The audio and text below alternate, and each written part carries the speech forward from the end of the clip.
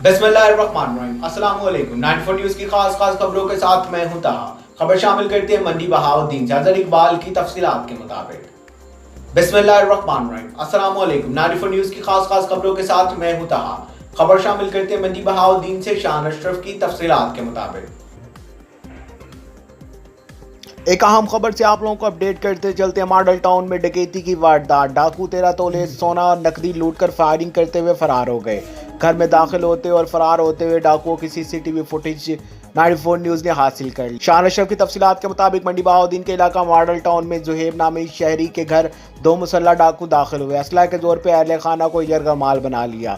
घर में सिर्फ खवातीन ही मौजूद थी। खवातीन की चूड़ियां बालियां उतार कर एक कमरे में बंद कर दिया। डाकू 13 तोले जेवरात, हजारों रुपए नकदी और कीमती सामान लूट कर फरार हो गए। 94 न्यूज़ ने सीसीटीवी फुटेज हासिल कर ली जिसमें डाकुओं को आते और जाते बासानी देखा जा सकता है।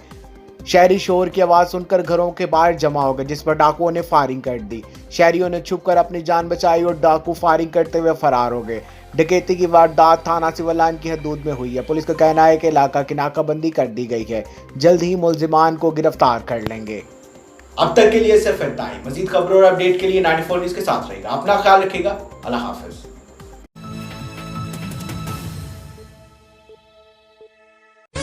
मंडी बहाउद्दीन शहर में चाय का बेहतरीन और वाहिद मरकज वाहिद टी पॉइंट, जहां पर मिलती है आपको स्पेशल मशहूर गुड़ वाली चाय, स्पेशल कॉफी, चाय फुल कप, स्पेशल मिसाला चाय, स्पेशल अदरक गुड़ चाय, स्पेशल चांदी और सोने के वर्क वाली चाय, सब्ज चाय, स्पेशल ग्रीन टी, स्पेशल जाफरान वाली चाय। आपका इत्मीनान हमारी जमानत है। जायके में तो हम वैसे ही बेमिसाल हैं। वाहिद टी पॉइंट, पंजाब सेंटर, मंडी बहाउद्दीन। साफ सुथरा माहौल, ट्रेंड अमला, वीआईपी बर्तन, जहां पर आपको चाय पेश की जाती है ऐसे जैसे कि आप बहुत ही वीआईपी शख्सियत हैं। वाहिद टी पॉइंट, वीआईपी लोगों की सस्ती जगह, पंजाब सेंटर, मंडी बहाउद्दीन। प्रोप्राइटर अब्दुल वाहिद। 0341 762 9328। मोहम्मद आबिद। 0334 491 1288। वाहिद टी पॉइंट, पंजाब सेंटर, मंडी बहाउद्दीन।